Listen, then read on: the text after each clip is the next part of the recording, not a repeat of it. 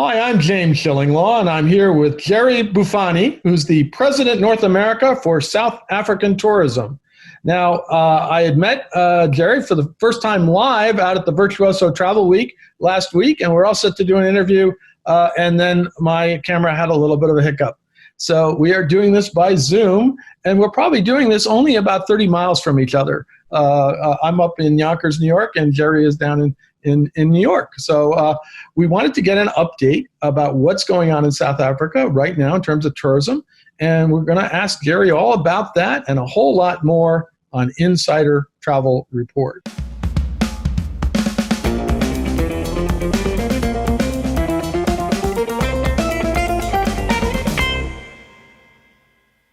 Now, first of all, Jerry, how are you doing? And I assume you are in New York, right? James, I'm well, thankfully. I'm well, and yes, I am in New York. While we still sort of continue to do a mix of office and work from home, right? At the office, just to get a break from doing Zoom calls from the kitchen counter. That's right, and we all had a little bit of a breakout in Vegas, so we could see each other, and we had a good catch up there. But let's talk a little bit. When was the last time you were in South Africa, and how did you find conditions there? I've had the privilege of traveling back to South Africa actually quite a few times. This year alone, at least 3 times. On the one occasion was when we launched that United Airlines direct flight, which we can talk about later in our conversation. On another occasion, I caught a little bit of a break, school holidays with my son. Okay. So I was able to do a little bit of R&R and a little bit of safari back in South Africa. So that was fantastic. And then on my last trip, it was actually very good to see, very nice to see, very comforting, gratifying, name it, to have traveled with a host of travelers from North America, out of the US, going on their safari. So, chatting with people on that flight. Chatting with people on their arrival, seeing a lot of these tourists enjoying the destination. So it was good to see. Great. No, and so what is the COVID-19 situation in South Africa today in terms of vaccinations, in terms of infection levels? I don't even know what, I'll be honest with you, I don't even look at the State Department or CDC because I'm never sure they're really telling you the truth. But what is the status of South Africa in terms of COVID-19 right now? I think firstly to say that South Africa is open for travel. Right. We have been open to international visitors since November of 2020. Mm-hmm. So throughout close to a year now, we've been open and receiving travelers. At the peak of our winter, we were somewhat forced to, tighten some of the restrictions, as is the case with any other destination that's managing the pandemic. Mm-hmm. We've come out of our winter now, heading into spring. So springtime and then the summer. So all the indicators are looking good. So I suppose we watch everything but 2 graphs that will be very important to our travelers, and somebody watching this particular interview is probably something they want to hear from you, something they want to hear from us. The first is that the all-important vaccination rate graph is going up. In fact, as we speak, South Africa is vaccinating citizens 16 years old plus. Right. As you know, we're a young democracy, and the core demographic is in that younger audience. So we have started vaccinating that demographic, which is a good thing. Okay. It sets us up nicely for the springtime and summer, which is a good thing. The second thing we watch is obviously the infection rate. Right. It has been coming down. It also helps that we're coming out of the winter. As we know, COVID hates the winter.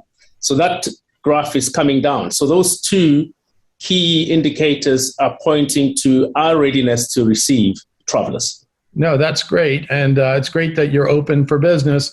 And to get there for U.S. travelers, what do they have to furnish? What protocol do they have to follow to enter South Africa in terms of vaccination cards, testing, COVID testing, health questionnaire, et cetera? So since November of 2020, Really, the only requirement has been, I suppose, the typical global standard, which is a negative PCR test, 72 hours, taken 72 hours prior to your travel. That is the only conditional requirement in arriving to South Africa. That's it. And no quarantine, obviously, and no quarantine, and yeah, people arrive and then they no flimsy vaccination cards, as we all have. Mine is already starting to disintegrate in my wallet. Although I think I moved it to another place. I got to work on that one. It's the way it's looking. I got to have to furnish that to a lot of other places. So it's going to be interesting. Now, obviously, as you mentioned, you were on an aircraft that saw U.S. visitors coming to South Africa. How is visitation looking like so far from the U.S.? So we typically run a very busy and peak season, receiving travelers typically October to March of every year. Obviously, that's the historical data set prior to the pandemic. And we don't see that changing much because that's a peak of our spring, summer season, and people enjoy that with South Africa. So that's still coming, and we're excited about that. Okay. What we've also historically experienced, and we know it happened again this time around this year, was that a lot of travelers, particularly those who enjoy safari, like to visit us in our winter season. Right. Because you can see more, and as it happens naturally with vegetation, animals are out, and then you can see more, and people enjoy South Africa during our winter season. So we've seen people come in for safari and other experiences.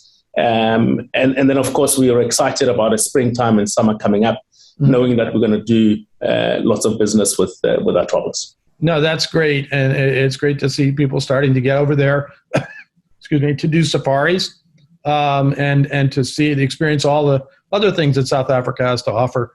Now, let's talk a little bit about, as we emerge, how is South Africa promoting itself in general to the U.S. market, to consumers? Have you launched any new campaigns yet? Are you about to launch something? So throughout the pandemic, we kept our voice pretty much active in the marketplace. We had an ongoing, continual engagement with the travel trade, naturally giving them updates on what we're doing with the pandemic and sharing all the important indicators around our readiness to receive travelers. So that's been ongoing.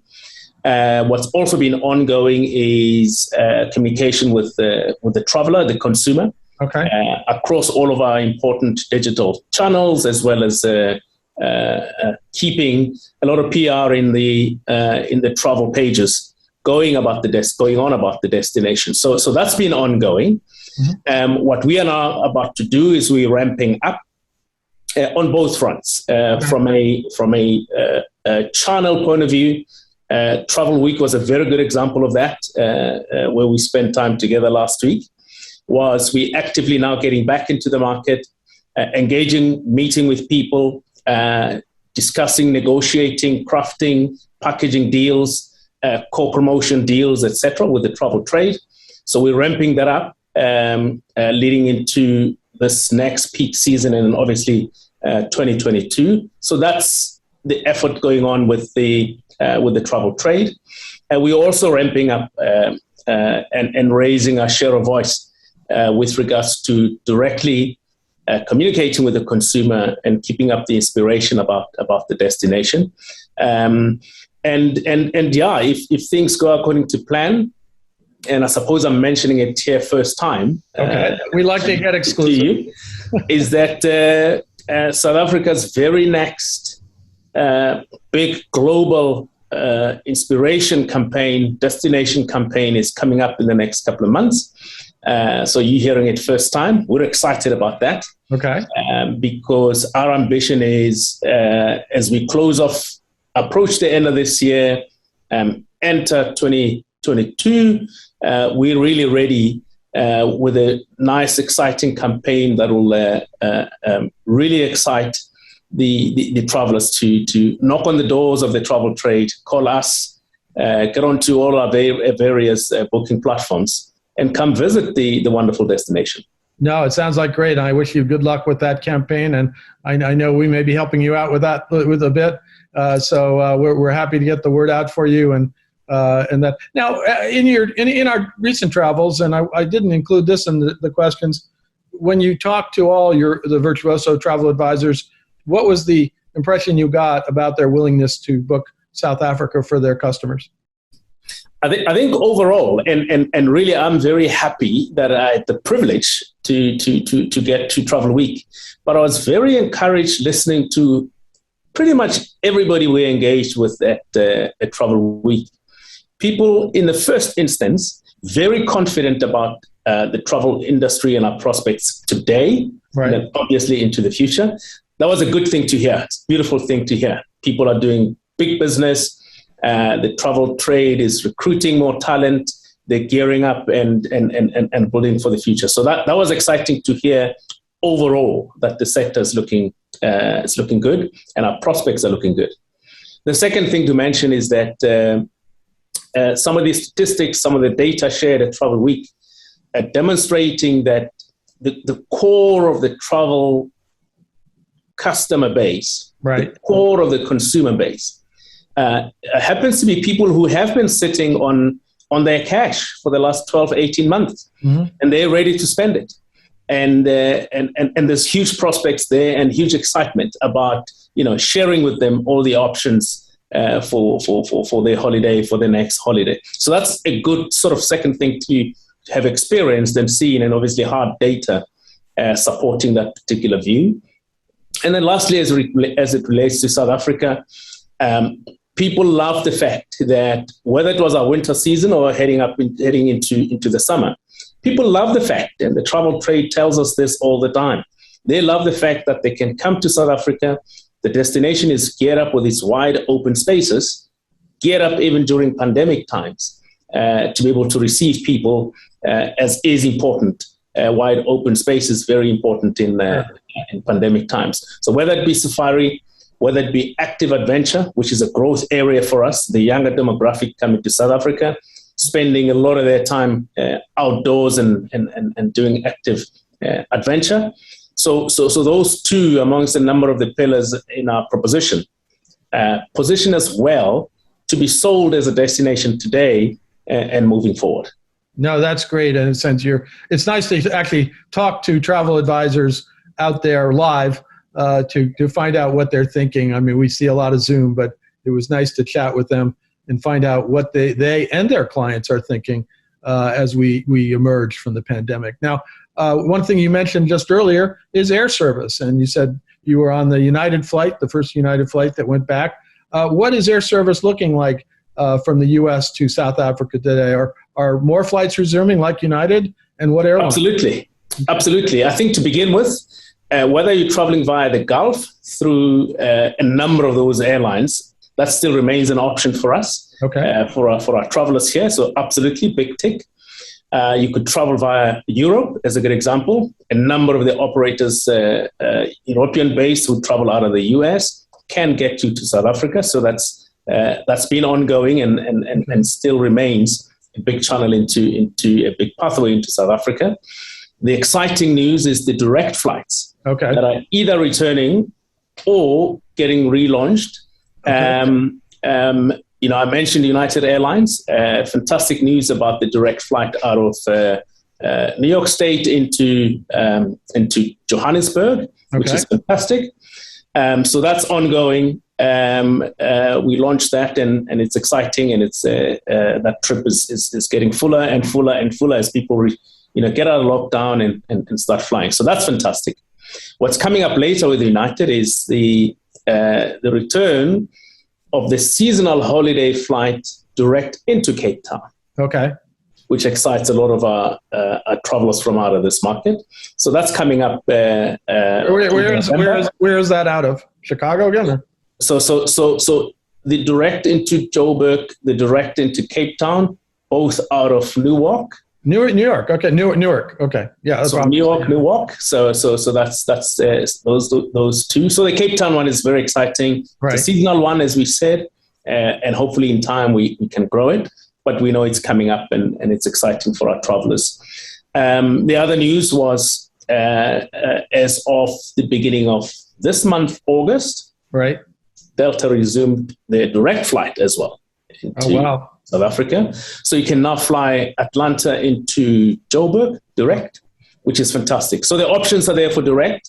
And then, of course, I mentioned earlier, if you're flying via the Gulf or Europe, the options have remained throughout the time. So the air service is coming back, and hopefully to meet the new demand that you're going to have. So that's great. Let's talk a little bit about what happened during the pandemic. Did South Africa really work to improve your tourism infrastructure during this time? Have you seen more hotels and resorts open or reopened? Have you worked on other infrastructure improvements during this time? The answer is an absolute yes, which is exciting in that, we could talk at length about the horrible stuff around the pandemic. Right.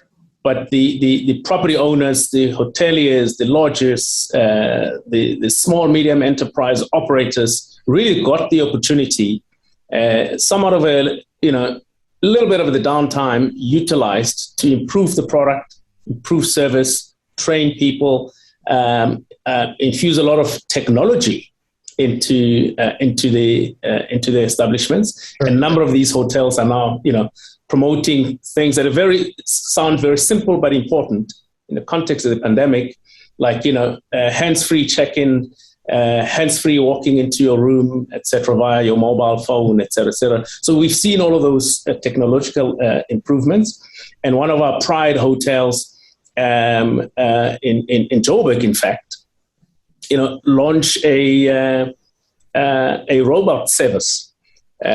So you could dial in from your iPad, from your phone, and you get service, which is absolutely totally relevant in the times of the pandemic, sure. But also relevant in the context of, at any hour of your day, you're looking for service, you're looking to replenish anything you need in your room, or you're sitting in the business center, you can have a robot that comes and has a conversation with you about your needs. So we've seen all of those developments take place throughout this time and ready to relaunch. Big properties have reopened across the major centers, whether you're talking Durban, eThekwini, KwaZulu-Natal, you're talking Cape Town itself in the Western Cape, the winelands, the wine farms, sure. All of those have reopened excitedly. And then, of course, Joburg, I'm mentioning some of these technological advances coming out of a number of these properties, which are based in Joburg itself. No, that's great. Does the robot do apartments in the New York area too? Perhaps we should export that technology. I think you and I both may need that for our different places to live. I'd love that. Right now, I just call the robot and maybe I get lunch later, right? So we'll see what happens. But I also want to ask about, in terms of, and what you're hearing in the market in terms of tour operators, safari lodges, things like that. I know we're getting a lot of press releases about new programs and new availability in lodges, everything else. Are you seeing that in South Africa that they are ramping up product? And as people reopen, as properties reopen, people are coming with more affordable, more value for the traveler, so availability is fantastic during this time.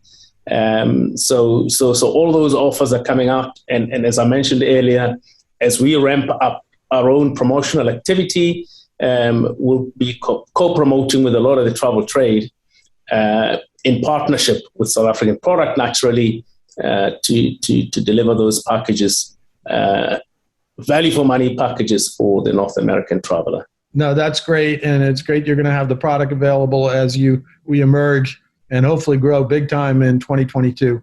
So we'll see what happens. Now, how about today? How should travel advisors be selling South Africa today? What are the key selling points, if maybe they're all the same, I don't know, as they used to be pre-COVID, but that you think they should really focus on? Yeah, I could mention a few, but I suppose I could focus on two right now. Okay. And we've touched a little bit on one of them. We as a destination, we've always been geared up for this. Wide open spaces, pandemic times, big tick for any traveler individual travelers, all the way to family travelers, adventure travel, open air safari, name it. Sure. You can do it with South Africa. You're not going to feel confined. You're not going to feel that you're in crowded spaces. That's a huge, huge, huge benefit of visiting a destination such as ours. So that's the one. The other is, and I suppose, all sectors are having this discussion about sustainability. Okay. That is a big, big, big topic. It's always been, and even more so today. And I suppose sustainability of people, very important. Sustainability of the environment, very important. Of wildlife. And I can give a number of examples in that front. The South African travel industry, upwards of 70% employs women.